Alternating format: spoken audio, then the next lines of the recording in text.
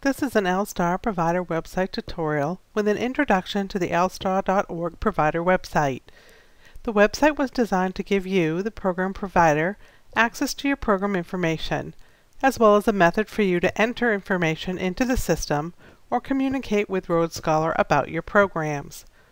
In this tutorial, each area of the site will be explained so that you can learn what is available to you.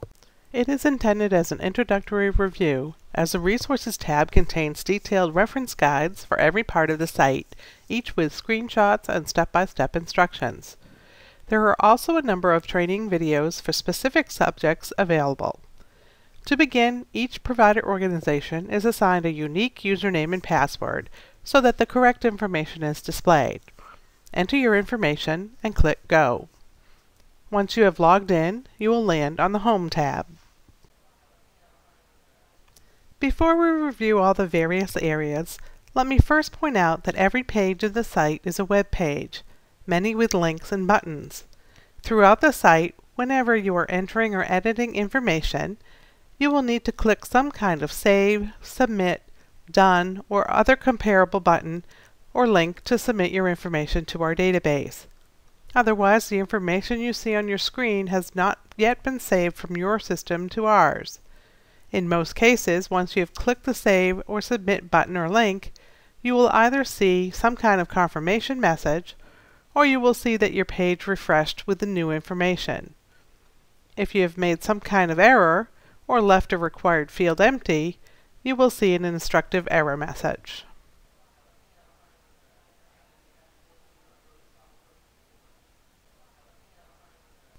Now, let's start with the overview.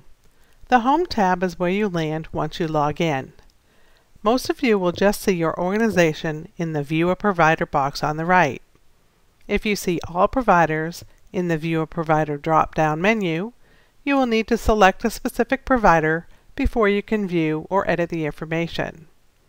On this page, you will see information about the program administrator as well as emergency contact numbers for your organization on the left. Click the Edit Links or the Change Password link to make changes. On the right side of the page, you will see a list of quick links to frequently used websites and reports or to other areas of this website. Clicking a link will usually open a new web page in another window of your browser, leaving the provider website active in its own window. The Messages section includes important information for providers and should be checked whenever you log in. Service requests are actionable items usually created by you elsewhere on this site. Almost all are created from the actions you take on the Maintenance tab, more on that later, and include the program number and date automatically associated to it. This page allows you to view all of your current service requests and check their status. Drill into the link on the ID number to see the full detail. Before we leave the Home tab, notice that there is a help link at both the top and bottom of the page. Clicking the link will launch a new page with help text specific to the page you are viewing. This will provide you with instructions, reminders, tips, and in some cases, examples of what you will see and do on the page. You can print any of the help pages using the link at the top of the help page. Next, let's go to the Provider Info tab. It is here that you will see information both about your provider organization as well as the staff members associated to it. You will see a list of any operating agreements or insurance certificates along with their status and expiration date. Each year you'll be required to complete an annual insurance questionnaire regarding the transporting of participants during your programs, any activities with heightened or unusual risks, and workers' compensation insurance. Click the Create button to complete a new questionnaire, or click the View button to review a questionnaire and make changes. Scroll down to view and edit the provider information for your organization. Provider contact information is used primarily by program managers and RoadScholar staff. The address is used as the return to address on the PIF and in the Whom to Contact section of the preparatory materials. The name, location, and parent account fields are not editable. Contact your program manager to make changes to those fields. Here you can edit the provider information. The emergency phone number should be used for 24-hour-a-day, 7-day-a-week phone numbers associated to your provider organization. These numbers should be for knowledgeable, easily reachable contacts at your organization and will not be shared with Rhodes Scholar participants. They are for Rhodes Scholar administrative use in the event of an emergency. Scroll back up the page to access the team members, program administrator and coordinator, as well as program staff such as instructors, group leaders, emergency contacts. Click View Team Members. Each provider has a team of staff associated to it, and the list appears in two sections. Program staff, and for programs with airfare included, travel provider staff, followed by a separate section for Rhodes Scholar staff. You can only edit program and travel staff. Click the Help link to see the rules for editing a team member, making a name change, adding an administrator or coordinator, or requesting a change in staff. Next, let's view program staff. Program staff are group leaders, site coordinators, instructors, listening device contacts, and emergency contacts. They are added here so that they can be added to a program date SPI for display on your program evaluations, in your automated preparatory materials, and for the delivery of listening devices. Only active staff will appear unless you check the Show Inactive Program Staff box. Click the Help link to see the rules for adding, editing, deleting, or inactivating a program staff member. Also, refer to the training video on how to add program staff, found on the Resources tab. The last link on this page is to view program categories. Categories allow you to subcategorize your programs according to your preference, which allows you to filter from the full All Programs list to a shorter filtered list whenever you're using the Proposals, Submission, Maintenance, and Report tabs of this website. It has no relationship to how your programs appear in catalogs or mailings. In most cases, you will find your existing programs defaulted to a single Category 1 by location. You may keep them categorized this way, or change them as desired. You have a second categorization field, Category 2, to categorize all your programs via a second method if you wish. Click the Help link to see the rules for adding, editing, or deleting categories, and for associating programs to a category. Next is the Proposals tab. When a brand new program idea has been approved by your program manager, it is entered in LSTAR and assigned a new program number so that it appears on the Proposals tab.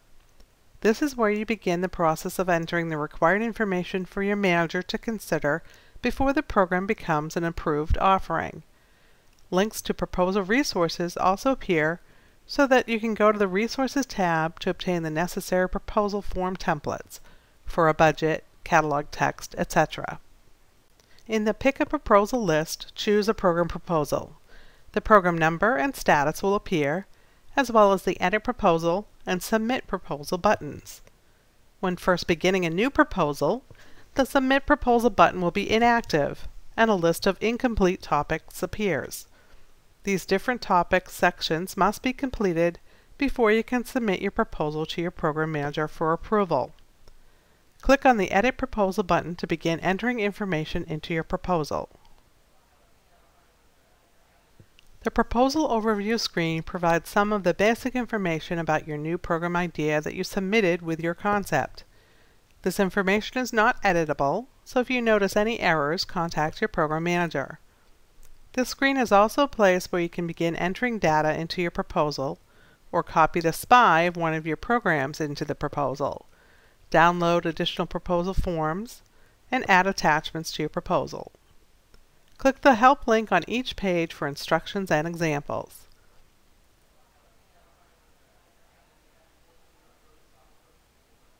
When your proposal is complete, click the Submit Proposal button to request your program manager's review.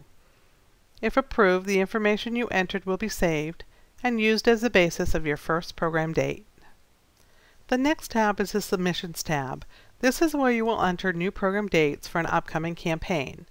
A campaign is a term used to describe a catalog, brochure, publication, or other marketing effort. If there are capacity plans on file, they can be accessed here. You can also access a SPI master list for your provider. SPI stands for Supplemental Program Information. The master list is a library of records used across all of your programs, including accommodations, locations including free time activities,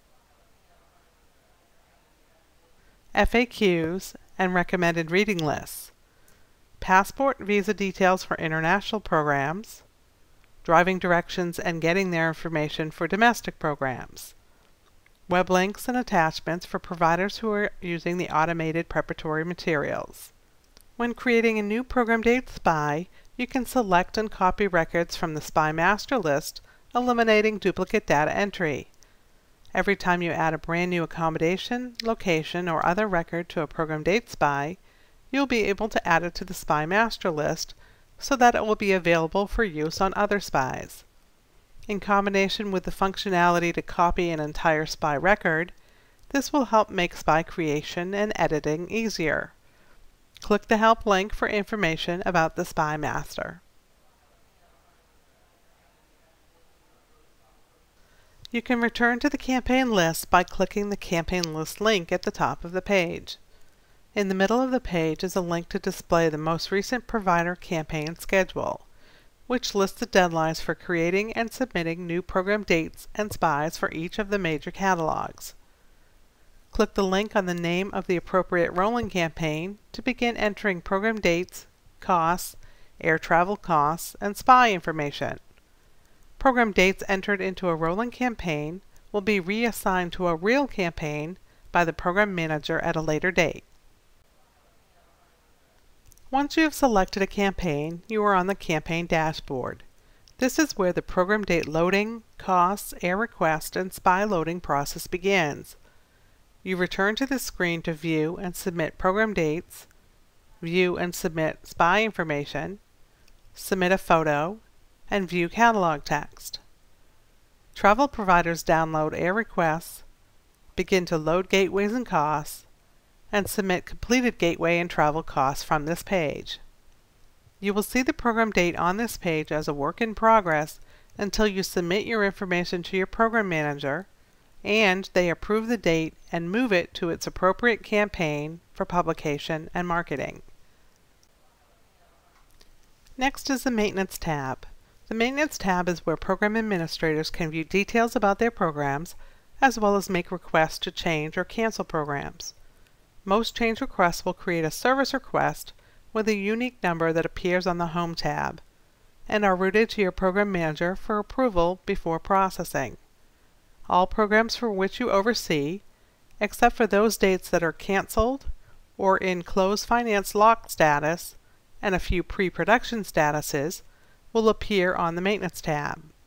In some cases, there are too many programs to display. Narrow your search by using the Program Search feature.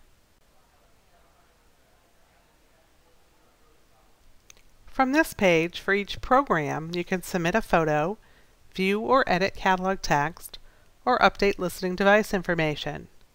For each program date, you can view, or in some cases edit a SPI, edit staff, view the program summary, or see a preview of the program evaluation.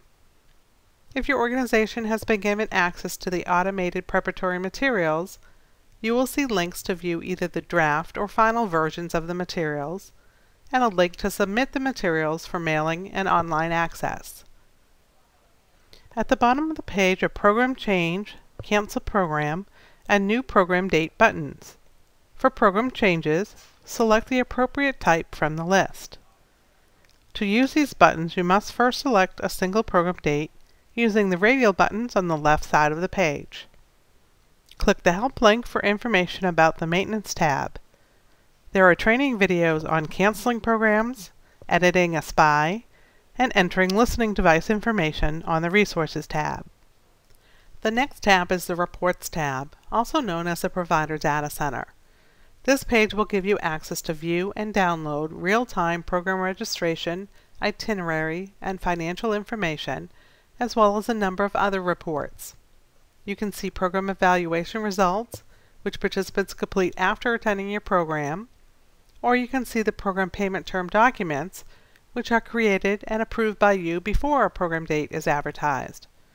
But the bulk of the page is dedicated to program reports and program status reports.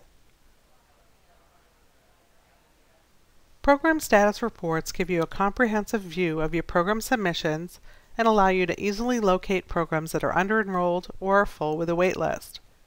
Program reports include program summary reports, program rosters with a list of registrants, participant information reports with health and safety information by participant, the financial verification roster, program evaluations, flight listings, and more. Enter your search criteria, if any, an optional sort order, and click Search. Select your program date, or multiple dates if downloading, select your report, select View or Download, and click Get Report.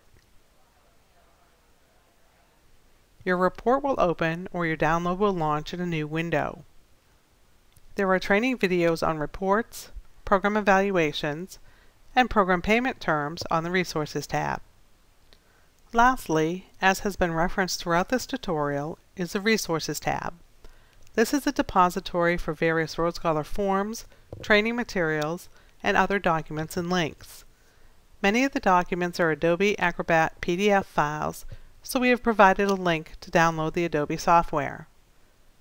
When you land on the page, you see the main resources, which are mostly reference guides. These guides, separated into various sections, describe every process performed on the provider website.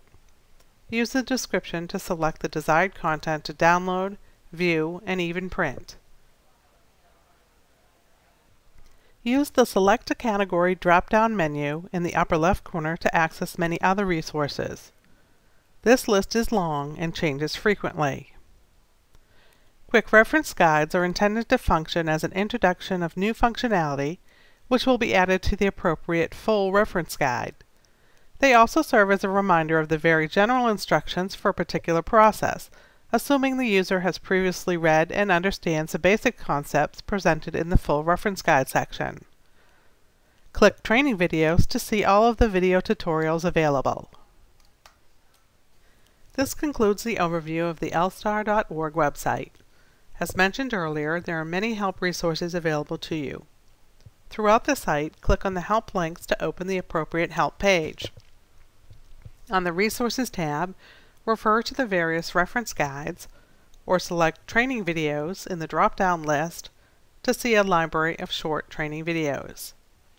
And don't forget that you can contact the Operations Help Desk at 617-457-5565 Monday through Friday from 9 a.m. to 6 p.m. Eastern Time, or email them at progops@rhodesscholar.org.